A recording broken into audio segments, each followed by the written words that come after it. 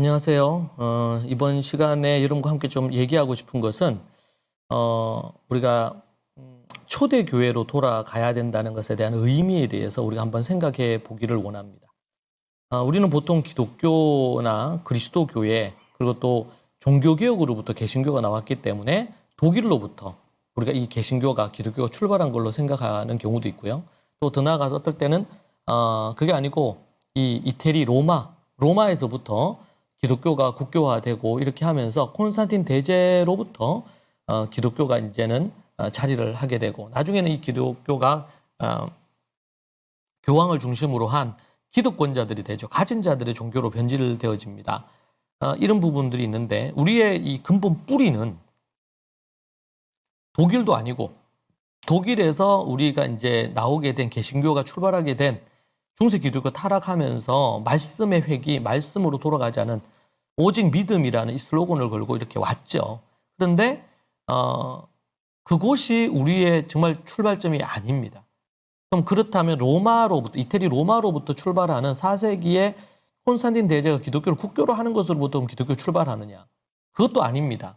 역사 속에는 있지만 더 구체적으로 교회가 언제부터 어떻게 출발하느냐 이렇게 할 때는 예수님이 마태복음에서 내 교회를 세우겠다. 베드로의 믿음의 고백 위에 내 교회를 세우겠다. 라고 얘기했을 때 바로 그것을 두고 우리는 이 초대교회로 우리가 돌아가야 된다. 이런 얘기를 하죠. 초대교회로 돌아가야 된다. 그러니까 초대교회로 돌아가는 것이 바로 근본적인 본질로 들어와. 더 나아간다면 사도행전을 중심으로 한 이 초대교회 그래서 어떤 분들은 초기 교회가 맞다. 초대교회라기보다는. 그리고 초대교회라 그러면 한국 초대교회도 있고 또 미국 초대교회도 있고 다 초대교회 있잖아요. 예루살렘 초대교회를 얘기하는 겁니다. 사도행전에 나오는 초대교회니까. 그럼 초대교회로 가야 된다. 또 어떤 경우는 더 구체적으로 이 출발이 구약으로부터 출발한 거 아니냐. 일리가 있는 부분들이 많이 있어요. 자, 그런데 우리는 예수님이 내 교회를 세우겠다.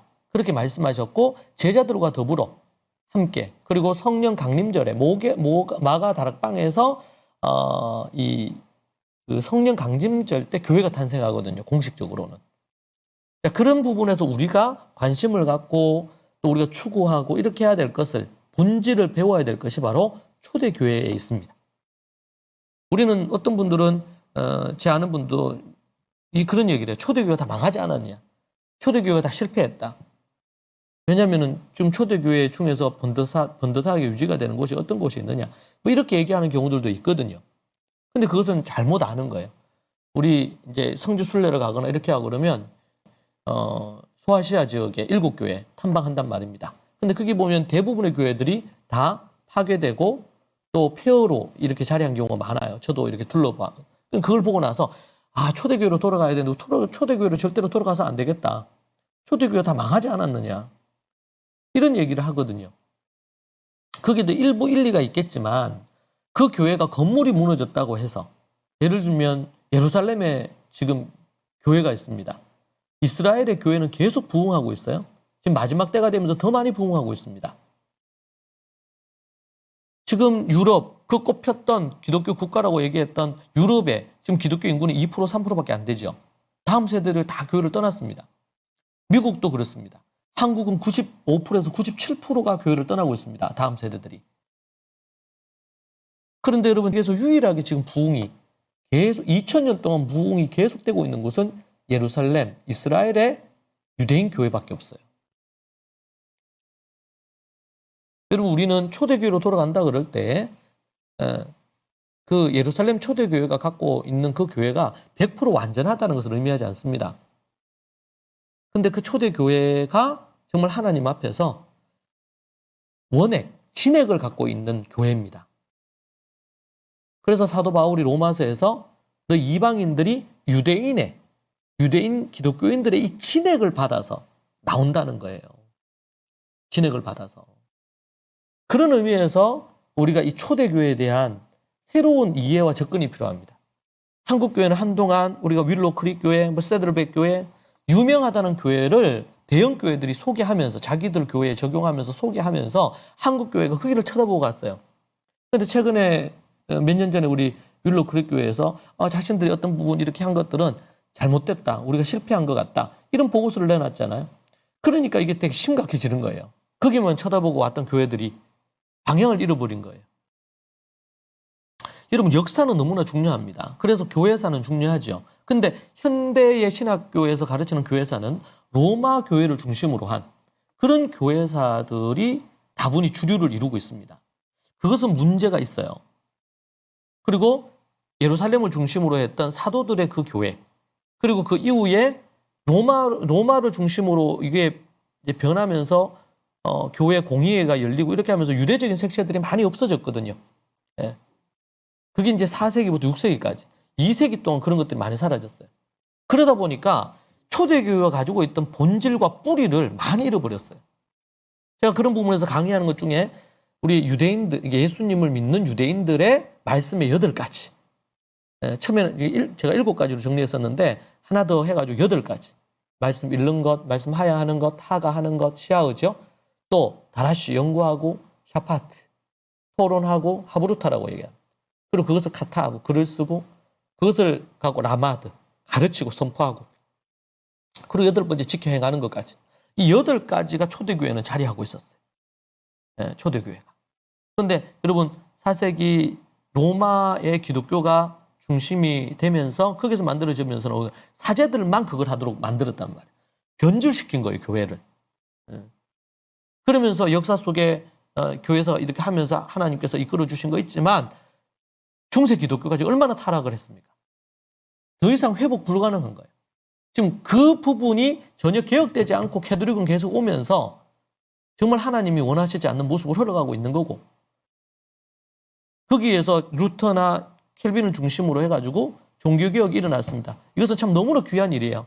이 일을 통해서 종교개혁이 일어나고 그런데 이 종교개혁이 일어나면서 잘못된 부분들에 대해서 이렇게 예를 들면 초대교회가 갖고 있는 원래의 교회의 모습이 있었다면 거기서부터 너무 이만큼 잘못됐어요. 그런데 이제는 조금 종교개혁을 해가지고 이제 이렇게 해서 방향을 틀었어요. 안쪽으로 돌아오는 걸로 틀었어요. 근데 캐톨릭은 계속 가는 거예요, 이게. 틀었습니다. 그런데 그러면은 제대로 이 초대교회 원래의 어떤 부분, 성경적인 부분으로 돌아왔느냐? 그렇지 않아요. 조금 온 거예요. 우리는 계속 개혁을 해가지고 어디까지? 예수님 당시 예수님의 가르침과 사도들의 가르침을 기반으로 한 그 초대교회의 모습까지 가야 되는 거죠. 그러려면요. 우리가 초대교회 성도들이 어떻게 가정에서 교육했는지, 교회에서는 어떻게 교육을 했는지, 구약의 성도들과 초대교회 성도들이 가지고 있었던 많은 믿음의 유산이 있단 말이에요. 최근에도 어떤 한 분이 가정예배를 제가 얘기하면서 이게 예수님을 믿는 유대인들의 가정예배, 초대교회 성도들, 사도행전에 나오는 초대교회 성도들의 가정예배, 이걸 소개했어요. 그래서 어떤 분들은 이게 유대인들의 가정예배 아닙니까? 공통되어지는 부분도 있습니다. 왜냐하면 초대교회 성도들이 다 유대인들이니까 그 유대인들인 초대교회 성도들이 다 유대적 배경에서 가정예배를 드렸단 말이에요. 근데 그 가정예배 순서가 열 몇 가지가 되는데 그 대부분이 예수 그리스도에게 초점이 다 맞춰져 있어요. 근데 구약과 초대교회 성도들 빼고 구약의 유대인들은 이것이 무슨 의미를 갖고 있는지 모르고 구약적인 배경에서만 이렇게 했어요. 그런데 이것이 누구로 가르치냐면 예수 그리스도로 가르치고 있죠. 그러니까 이 가정예배는 유대인들의 소위 말하는 샤밧 이런 부분들이 이것이 이제는 탈바꿈되어서 예수 그리스도로 완성이 됐어요. 그렇다면 가정예배 안에 있는 것 중에서 예수 그리스도에게 완성이 됐기 때문에 이게 그대로 이어지는 것이 있고 변화되어지는 게 있겠죠. 그리고 똑같은 행위를 하지만 그러나 그것이 예수 그리스도로 말미암아 의미가 완전히 달라진 거예요. 바울이 로마서에서 진짜 유대인이 누구냐? 예수 그리스도를 시인하고 이면적 유대인들이 표면적 아브라함의 자손이 유대인이 아니고 이면적 유대인들이 진짜 유대인이라 했단 말이에요. 그러면 진짜 유대인들에게 하나님께서 이미 구약을 아브라함으로부터 주신 것들이 너무 많아요. 자녀 교육에 대한 원리, 그리고 또 가정 예배에 대한 거, 교회에 대한 거, 영적인 관계에 대한 거 모든 것들을 다 주셨잖아. 이게 정말 많거든요. 하나님의 유산을. 이것을 기독교가 로마로 옮겨지면서 많은 것들이 다 사라졌어요. 여러분 대표적으로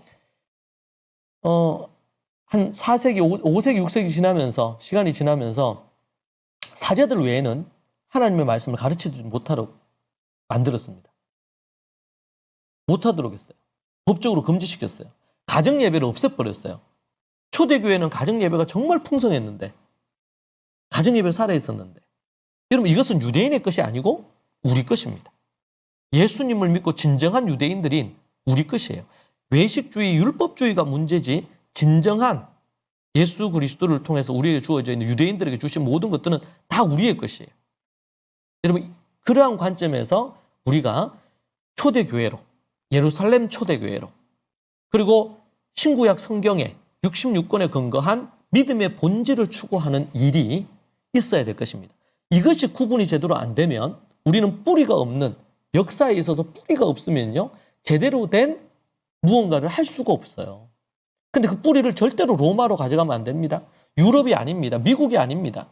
우리가 추수감사절을 지낸다고 해가지고 우리가 미국을 쫓아가는 게 아니죠. 미국에 뿌리를 두고 있는 게 아니야. 우리가 복음을 거기서 받았을 뿐이지. 우리의 뿌리는 예수 그리스도시고 예수 그리스도가 세우신 사도들의 교회입니다. 사도행전에 나타나고 있는 교회란 말이에요. 그 뿌리를 우리가 회복하는 그 근거에 그래서 이제 원어와 히브리적인 사고가 중요하고요. 성경적인 세계관, 사상이 구축되는 게 중요합니다. 이 시대 왜 기독교 안에서 한국 기독교 안에서도 왜 이렇게 많이 패거리가 나누어져서 싸웁니까? 갖고 있는 성경에 대한 해석이 다 다른 거예요. 저는 이스라엘의 이 기독교인들이 이런 부분들을 보면서 다양한 해석의 차이를 갖고 있는 게 있습니다. 그러나 본질적인 게 똑같아요. 근데 많은 그리스도인들이 본질적인 것이 근본적으로 다른 거예요. 개신교 안에서. 그러다 보니까 심각한 문제가 있습니다. 왜 그렇습니까? 그것은 뿌리를 예루살렘 초대교회로 두지 않기 때문이다. 저는 그렇게 생각을 합니다. 오늘 여러분과 더불어 우리는 초대교회의 그 본질로 돌아가는 초대교회의 그 진액으로 돌아가는 그런 일들이 여러분의 삶 가운데 여러분의 가정과 교회 가운데 일어나기를 소망합니다. 저는 개인적으로 지금 그진 한 10수년을 그 일에 헌신해 왔고 앞으로도 제 생이 끝나는 날까지 이 초대교회의 회복과 본질의 회복을 추구하는 그 일에 제 생애를 드리려고 합니다. 여러분의 가정에 정말 이 뿌리가 견고하게 세워지고 본질의 추구가 있어서 온전한 구원을 얻는 그런 놀라운 역사가 있기를 축복합니다. 감사합니다. 다음에 또 뵙겠습니다.